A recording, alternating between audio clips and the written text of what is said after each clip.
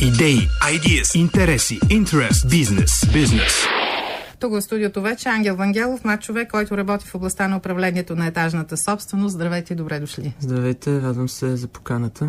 Аз съм изненадан от вашата младост и от предварителния разговор, колко дълбоко сте навлезли в една тема, която е нова, бих казала, тъй като законодателните промени отвориха интересни ниши за промяна в управлението на общите части на жилищните кооперации, за разгръщане дейността на професионалния домоуправител и за промяна към по-висока енергийна ефективност.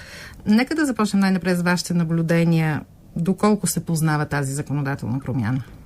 Законодателната промяна получи като цяло широк отзвук публичен, така че надявам се повечето хора са успели да срещнат, ако не в телевизията, в вестници, в радиа, доста се коментираше, са успели да срещнат новия закон, да се запознаят с него.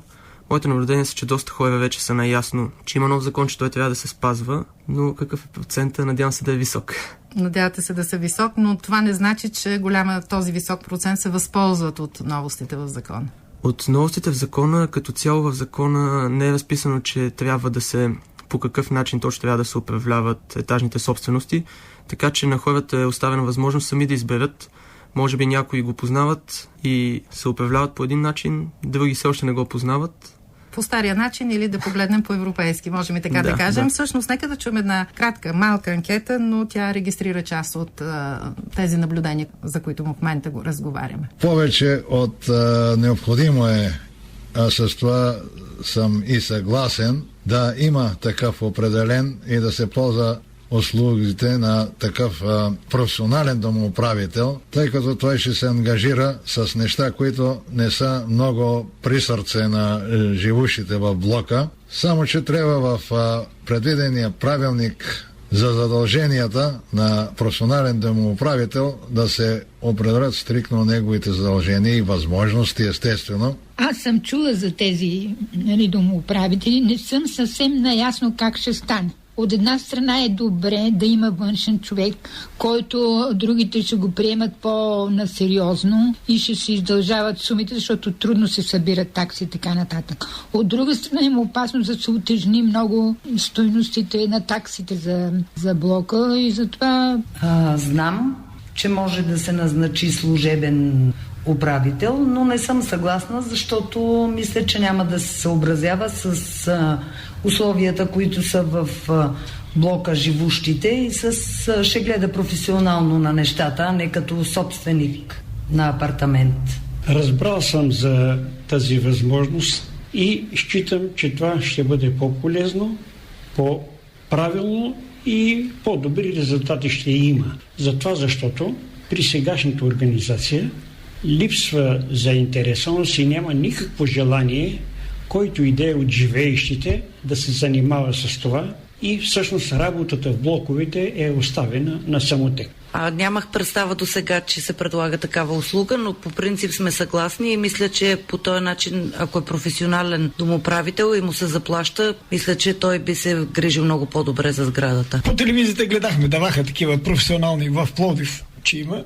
И хората казват, че са доволни, но аз мисля, че най-добре е да си е в блока човек, който познава цялата работа, кой какъв характер има и как може да се отнесе с него.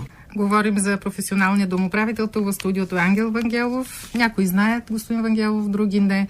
Някои одобряват, други са скептични. Намеки за сложните междусъседски отношения. Междусъседските отношения, доста от хората споменаха, че човек отвън няма как да познава всички хора. Аз смятам, че професионалният домоуправител трябва да е преди всичко и до голяма степен психолог, за да знае как да подходи в дадена ситуация. Но може да и от хората, които живеят в една Може кооперация. Да, самия термин професионален домоуправител означава, че това е човек, на който се плаща. А ако в кооперацията решат да плащат на някои от живущите, защото нещата стават все повече, работата става като обем все повече и това си е допълнително време. Ако решат да му плащат, той се превръща автоматично в професионален домоуправител. Така че да. А защо трябва да се обърнем към професионалния домоуправител? Вие сте застъпник на тази възможност. Професионалният домоуправител, това е една услуга, както всяка друга услуга. Тя спестява на хората време, разправи, натрупването на нерви, така че ако хората смятат, че имат нужда някой друг да се занимава с тези неща, да избегнат събирането на такси между съседските отношения, могат да се обърнат към такъв вид услуги. Ако смятат, че могат сами да се оправят, има някой, който има достатъчно време и е готов да го отдели в името на благото на входа, в такъв случай нямат нужда от професионален домоуправител. Германия отдавна се обучават и в такава специалност. Там са натрупали сериозен опит и това е доказано, че работи добре.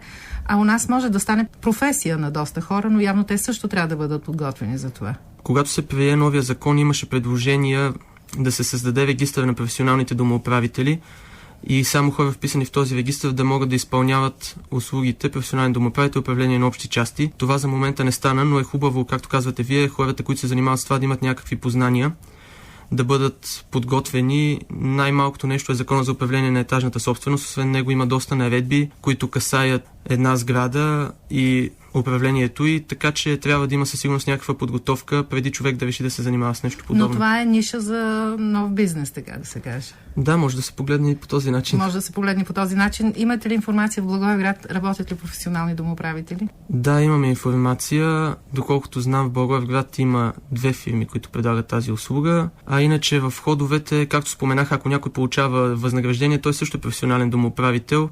Но колко са входовете, които са решили да заплащат на техен съсед за тази работа, нямам информация, но предполагам, че е възможно да има такива входове. Добре, ако нашите слушатели се интересуват от тази тема, ако имат въпроси към вас, 8895-130, 8895-140, а след една песен ние ще продължим и с една пряко свързана с тази тема и въпрос, как да се повиши енергийната ефективност на нашите сгради.